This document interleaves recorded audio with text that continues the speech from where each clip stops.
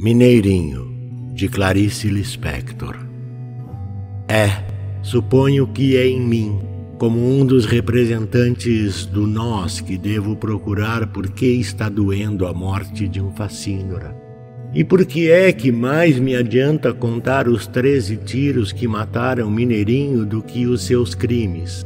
Perguntei a minha cozinheira o que pensava sobre o assunto. Vi no seu rosto a pequena convulsão de um conflito, o mal-estar de não entender o que se sente, o de precisar trair sensações contraditórias por não saber como harmonizá-las. Fatos irredutíveis, mas revolta irredutível também.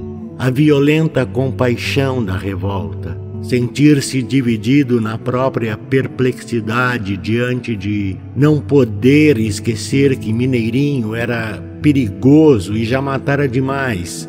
E, no entanto, nós o queríamos vivo. A cozinheira se fechou um pouco, vendo-me talvez como a justiça que se vinga. Com alguma raiva de mim, que estava mexendo na sua alma, respondeu fria. O que eu sinto não serve para se dizer. Quem não sabe que Mineirinho era criminoso, mas tenho certeza de que ele se salvou e já entrou no céu. Respondi-lhe que mais do que muita gente que não matou. Por quê? No entanto, a primeira lei, a que protege corpo e vida insubstituíveis, é a de que não matarás. Ela é a minha maior garantia. Assim não me matam porque eu não quero morrer, e assim não me deixam matar porque ter matado será escuridão para mim. Esta é a lei.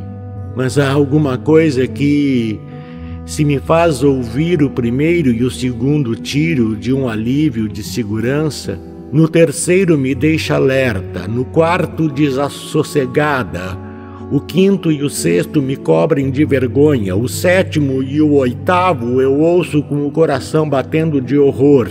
No nono e no 10º minha boca está trêmula. No 11º digo com espanto o nome de Deus. No 12º chamo meu irmão. O 13º tiro me assassina, porque eu sou o outro. Porque eu quero ser o outro. Essa justiça que vela meu sono, eu a repudio, humilhada por precisar dela. Enquanto isso, durmo e falsamente me salva, nós, os sonsos essenciais. Para que minha casa funcione, exijo de mim, como primeiro dever, que eu seja sonsa, que eu não exerça minha revolta e o meu amor guardados. Se eu não for sonsa, minha casa estremece. Eu devo ter esquecido que embaixo da cama está o terreno, o chão onde nova casa poderia ser erguida. Enquanto isso, dormimos e falsamente nos salvamos.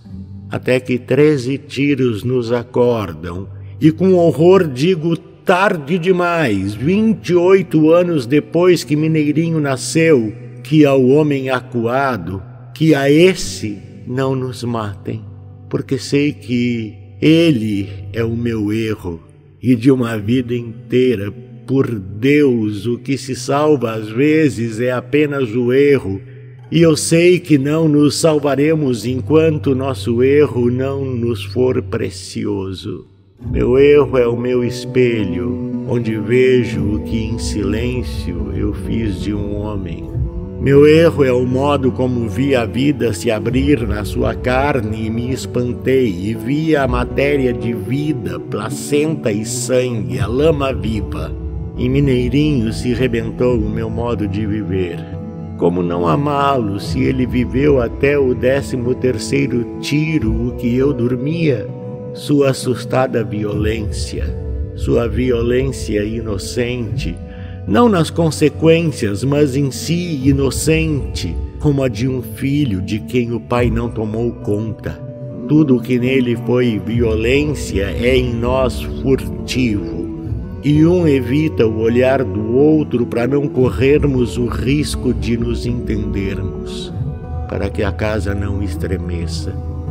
A violência arrebentada em Mineirinho, que só outra mão de homem, a mão da esperança pousando sobre sua cabeça aturdida e doente, poderia aplacar e fazer com que seus olhos surpreendidos se erguessem e enfim se enchessem de lágrimas. Só depois que um homem é encontrado inerte no chão, sem o gorro e sem os sapatos, vejo que esqueci de lhe ter dito, também eu não quero esta casa.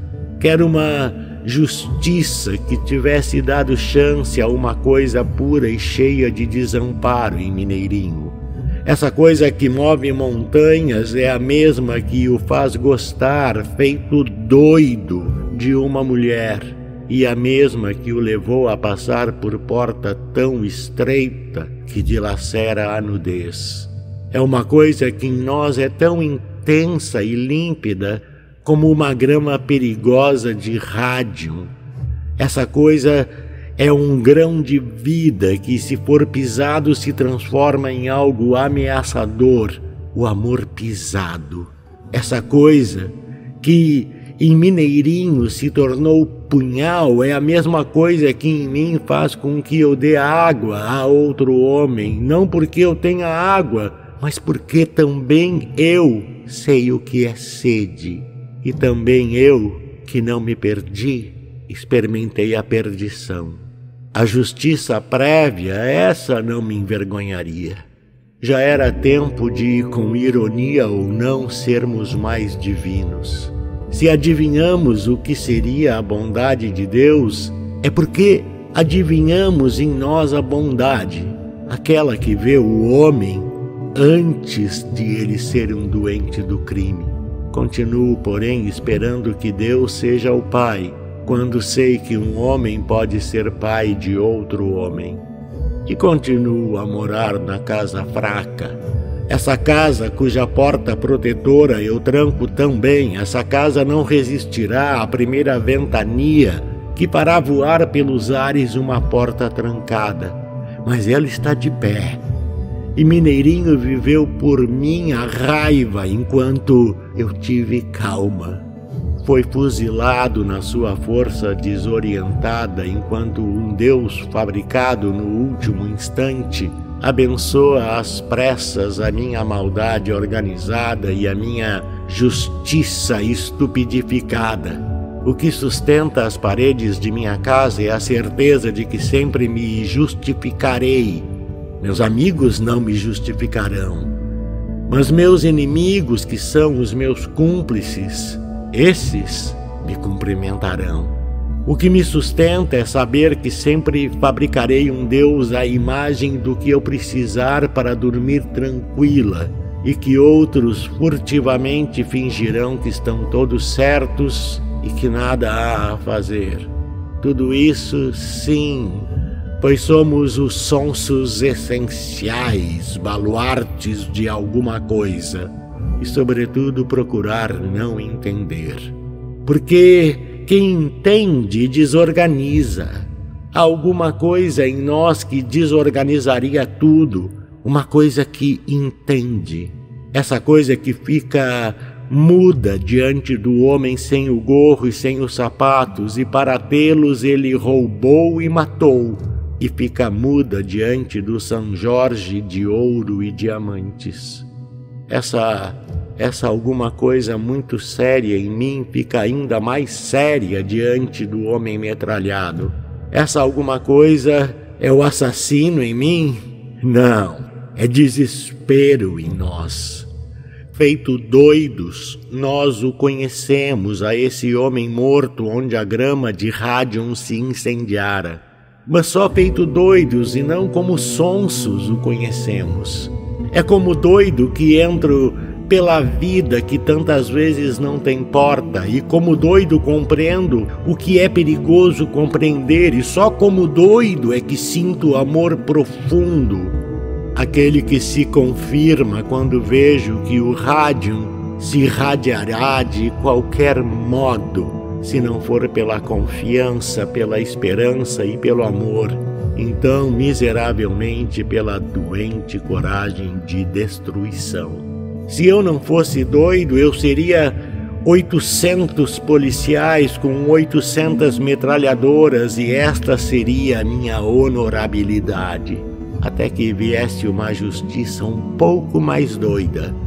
Uma que levasse em conta que todos temos que falar por um homem que se desesperou porque neste a fala humana já falhou.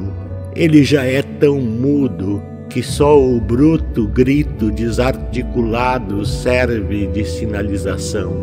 Uma justiça prévia que se lembrasse de que nossa grande luta é a do medo e que um homem que mata muito é porque teve muito medo. Sobretudo uma justiça que se olhasse a si próprio e que visse que nós todos, lama viva, somos escuros. E por isso, nem mesmo a maldade de um homem pode ser entregue à maldade de outro homem, para que este não possa cometer livre e aprovadamente um crime de fuzilamento. Uma justiça que não se esqueça de que nós todos somos perigosos e que na hora em que o justiceiro mata, ele não está mais nos protegendo nem querendo eliminar um criminoso, ele está cometendo o seu crime particular, um longamente guardado. Na hora de matar um criminoso, nesse instante está sendo morto um inocente.